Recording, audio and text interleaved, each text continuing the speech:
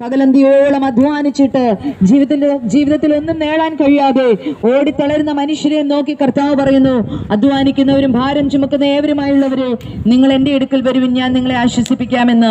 അങ്ങനെയെങ്കിൽ തളരുന്ന മനസ്സോടെ നിറയുന്ന മിഴിയോടെ ജീവിതത്തിന്റെ പ്രശ്നങ്ങളെ നോക്കി നിരാശപ്പെടുന്നവരോട് ഞങ്ങൾ പറയുന്നു, പ്രിയ സ്നേഹിത, ജീവിതം തീർന്നു എന്ന് കരുതരുത്. യേശു നിങ്ങളെ സ്നേഹിക്കുന്നു. സ്നേഹം കൊണ്ട് ഈ ലോകത്തെ കീഴ്പ്പെടുത്താൻ കഴിയുമെന്ന് ജീവിതം കൊണ്ട് തെളിയിപ്പിച്ച വ്യക്തി കർത്താവായ യേശു ക്രിസ്തു. യേശുവിന്റെ സ്നേഹം എവിടെയെല്ലാം എത്തിച്ചേർന്നിട്ടുണ്ടോ അവിടെയെല്ലാം തകർന്ന ജീവിതങ്ങൾ പണിയപ്പെട്ടിട്ടുണ്ട്. രോഗികൾക്ക് ആശ്വാസം വന്നിട്ടുണ്ട്. തകർന്ന മനസ്സുകളെ പണിതെടുത്തിട്ടുണ്ട്.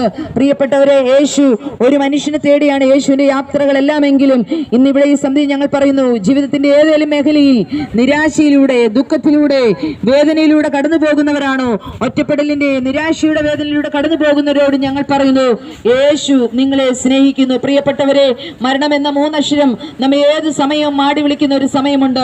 ജനനം എന്ന മൂന്നക്ഷരത്തിലൂടെ നമ്മൾ വളരെ പ്രതീക്ഷയോടെയാണ് ഈ ഭൂമിയിലേക്ക്, ജീവിതത്തിലേക്ക് കടന്നു വന്നത്.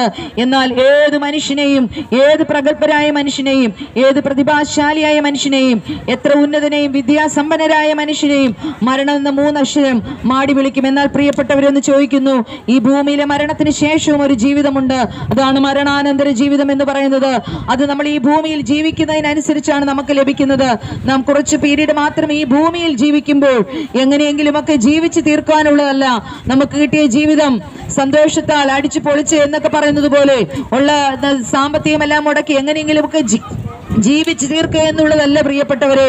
അതിനൊരു ലക്ഷ്യമുണ്ട്. ഈ ഭൂമിയിലെ ജീവിതം നമുക്ക് ദൈവം ദാനം തന്ന ജീവിതമാണ്. പലരും നമ്മെ വിട്ട് കടന്നുപോയപ്പോൾ ഇന്നും നമ്മൾ നിൽക്കുന്നതിനൊരു ഉദ്ദേശമുണ്ട്. അങ്ങനെയെങ്കിൽ നമ്മുടെ ഭൂമിയിലെ ഈ ജീവിതം എന്ന മൂന്നക്ഷരം എപ്രകാരം ജീവിക്കണമെന്നുള്ളത് നാം ഒന്ന് ചിന്തിക്കേണ്ടിയിരിക്കുന്നു. മരണം എന്ന മൂന്നക്ഷരം നിങ്ങളെ മാടി വിളിക്കുന്നതിന് മുൻപേ പ്രിയപ്പെട്ടവരെ, ഈ ഭൂമിയിലെ ജീവിതത്തിനനുസരിച്ച് നമുക്ക് കിട്ടുന്ന ഒരു മരണാനന്തര ജീവിതമുണ്ട്.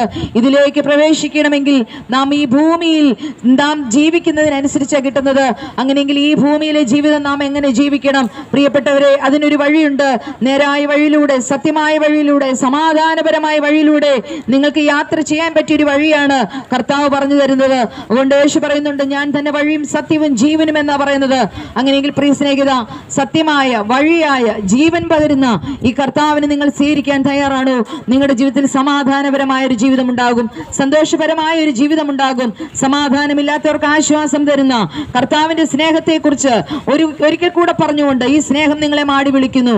നിങ്ങൾ തകർന്നവരാണോ, നുറുങ്ങിയവരാണോ?